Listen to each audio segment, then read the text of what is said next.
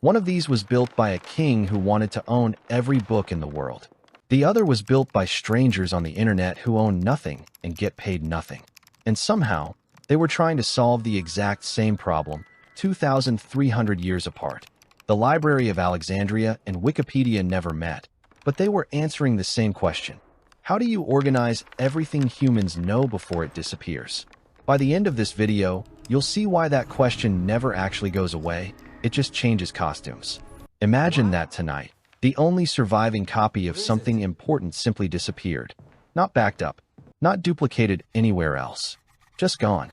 It could be a piece of music, a scientific discovery, a family's entire written history. Tomorrow, nobody would even know what was lost, because the knowledge of it would have vanished along with the thing itself. This isn't a hypothetical fear. It has happened, repeatedly, throughout human history. Knowledge does not survive by default. It survives only when someone actively fights to keep it alive, generation after generation, against fire, war, decay, and simple neglect. Before printing existed, most information lived as a single copy, in a single place, guarded by a single person or institution. Lose that one point, and the knowledge was gone forever. But surviving isn't even the whole problem. Picture a library holding 10 million books, with no catalog, no index, and no way to search. Functionally, that library is just as useless as an empty one, because knowledge nobody can find is knowledge nobody can use. So civilizations have faced two problems at once: how to keep knowledge from disappearing, and how to organize it well enough that it's actually usable. Almost every major institution built around knowledge, from ancient times to today, is really an attempt to solve both of these problems simultaneously. Around the 3rd century BCE, Egypt's Ptolemaic rulers set out to do something no one had attempted at this scale before.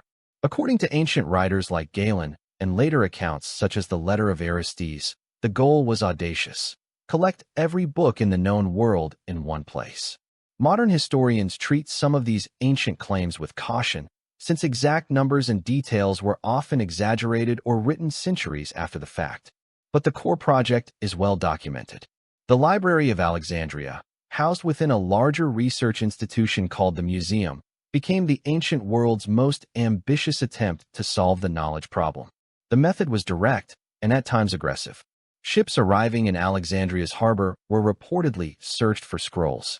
If a ship carried text the library didn't already have, the scrolls could be confiscated, copied by scribes, and in some versions of the story, only the copies were returned to the original owners, while the library kept the originals for itself. Whether or not every detail of this practice is precisely accurate, it reflects something true about Alexandria's approach. Knowledge collection was treated as a matter of state power, not voluntary contribution. This solved one half of the problem.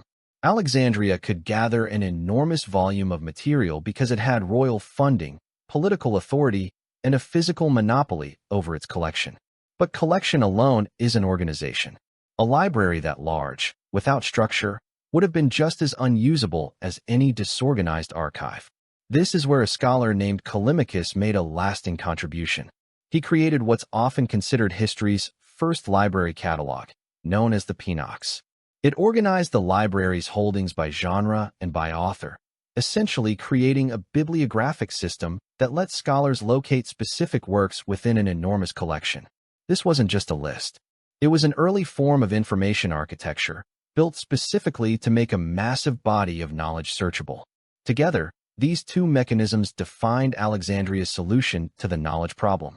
Centralized, state-backed collection solved the problem of gathering material. Expert-driven cataloging solved the problem of finding it again. The trade-off was concentration. A small number of elite scholars controlled access, and the entire system depended on a single physical location remaining intact, funded, and protected. That dependency would eventually matter a great deal. But for centuries, this model worked. It made Alexandria the intellectual center of the ancient Mediterranean world, and it demonstrated, for the first time at this scale, that knowledge could be deliberately organized rather than simply accumulated. Nearly 2,000 years later, a very different civilization would attempt to solve the exact same problem, using almost the opposite method. In 2001, Jimmy Wales and Larry Sanger launched a project with a strategy that ran in nearly the opposite direction from Alexandria's. Instead of concentrating authority in a small group of elite scholars, Wikipedia opened editing to anyone. Instead of guarding a physical collection, it built an entirely digital one. Instead of relying on royal funding and state power, it relied on volunteers and a nonprofit structure. The Wikimedia Foundation, sustained largely through public donations. At the time, this looked like a serious gamble. Critics argued that a reference work anyone could edit would inevitably collapse into misinformation, vandalism, or chaos. There was no equivalent of a Callimachus deciding what belonged where. There was no royal treasury guaranteeing its survival. And yet, over the following 2 decades, Wikipedia grew into one of the most widely used reference sources in the world, with millions of articles across hundreds of languages. The mechanism that made this possible wasn't the absence of structure. It was a different kind of structure, built around transparency and redundancy instead of exclusivity. Wikipedia's core editorial principle, known as neutral point of view, asks contributors to represent significant viewpoints on a topic fairly, rather than asserting a single official truth. Every edit is recorded in a public revision history, which means changes can be reviewed, challenged, or reversed by other editors. Instead of one trusted authority verifying information, Wikipedia relies on a distributed process where many contributors check each other's work over time. This also solved the physical vulnerability problem that had haunted Alexandria. Wikipedia's content isn't stored in one location. It exists across multiple servers, mirrored and backed up in different places, which means there is no single point of failure. Burning down one building can't erase it. This is a direct structural answer to the exact weakness that had defined the ancient model. Organization worked differently, too. Where Alexandria relied on Callimachus's manually built catalog, Wikipedia relies on a category system and dense internal linking between articles, allowing the structure of the knowledge base to be built and maintained collectively by the same open community that contributes the content itself. Nobody designed this system from the top down. It emerged from the accumulated decisions of contributors following shared editorial norms. The trade-offs here are real, and they shouldn't be smoothed over. Wikipedia has documented ongoing problems with vandalism, edit wars over contested topics, and coordinated attempts to insert biased or false information. Its funding model depends on continued public donations rather than a guaranteed budget. And unlike Alexandria's scholars, most Wikipedia editors have no formal credentials verifying their expertise. The system's strength, openness, is also the source of its most persistent vulnerabilities. What Wikipedia demonstrates is that the knowledge problem doesn't require concentrated authority to be solved. It can also be solved through distributed verification and structural redundancy. But solving it this way trades one set of risks for another, and understanding exactly what was traded is where the more interesting comparison begins. Strip away the papyrus and the servers, and these two institutions were solving the same 3 problems, using opposite methods each time. The first problem is how knowledge enters the system.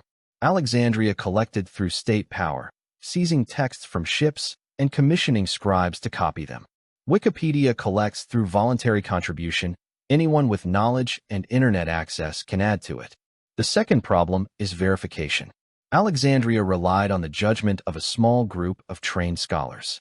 Wikipedia relies on many contributors checking and revising each other's work in public. The third problem is organization and retrieval. Alexandria used the Pinox, a catalog built by one expert. Wikipedia uses categories and links, built collectively by its community. And the fourth problem is survival against threats. Alexandria depended on a single physical site remaining funded and intact. Wikipedia depends on distributed digital infrastructure with no single point of failure. On each of these 4 questions, both institutions made a real choice. Neither approach is a neutral default. Every decision came with a trade-off attached. That framing makes the similarities more interesting than they first appear. Both institutions understood something that's easy to overlook. Accumulation without structure is nearly worthless. A library with 10 million uncatalogued scrolls and a website with 10 million unorganized pages are both, practically speaking, unusable. Callimachus's Pinox and Wikipedia's category system exist for the same underlying reason, to convert raw material into something a person can actually search and use. Both institutions also depended on communities of contributors with real expertise, whether that meant Alexandria's salaried scholars in the museum or Wikipedia's volunteer subject matter editors. Organization, not mere collection, is the real achievement in both cases. But the differences are just as revealing, and they shouldn't be softened into false balance. Alexandria concentrated authority in a small elite, which allowed for consistent editorial judgment, but created total dependence on one location and one funding source, the goodwill of Egypt's rulers. When that funding or protection failed, and historical accounts describe the library's decline occurring gradually, through neglect, funding cuts, and periods of political instability rather than a single dramatic event, there was no backup system to fall back on. Wikipedia distributed authority across a global volunteer base, which built in resilience against physical destruction, but introduced new vulnerabilities Alexandria never had to face at this scale, including coordinated vandalism, edit wars over contested topics, and the challenge of maintaining quality without formal credentialing. Alexandria's failure mode was catastrophic and singular. Wikipedia's failure mode is persistent and distributed. Neither is obviously superior. They're simply optimized against different threats. This is where a hidden pattern starts to emerge, one that goes beyond these two institutions specifically.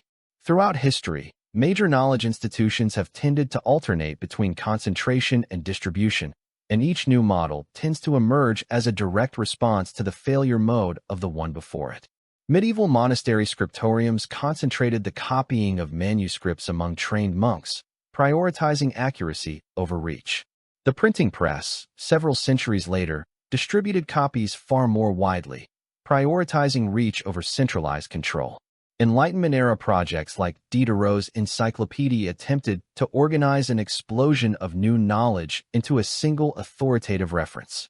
Wikipedia, in turn, distributed that authority again, this time across millions of anonymous contributors.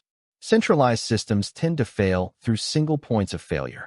Distributed systems tend to fail through gaps in authority and quality control.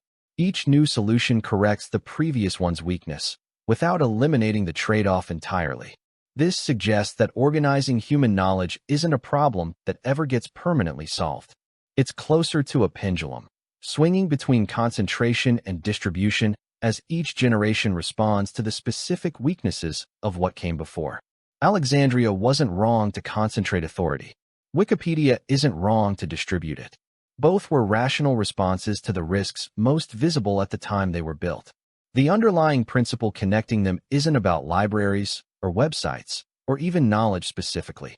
It's about how any system built to outlast its creators has to balance two forces at once: redundancy, so that no single failure can destroy everything, and structure, so that what's preserved can actually be found and used.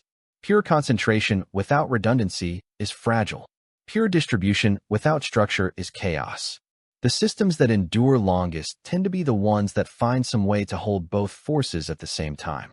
Every generation believes it's finally solved the problem of preserving knowledge, and every generation has been wrong so far. Alexandria thought concentration was the answer. Wikipedia bet on the opposite. So here's the question worth sitting with. The next system that replaces Wikipedia, because history says there will be one. What failure mode do you think it'll be built to fix? Drop your answer below. I read every one.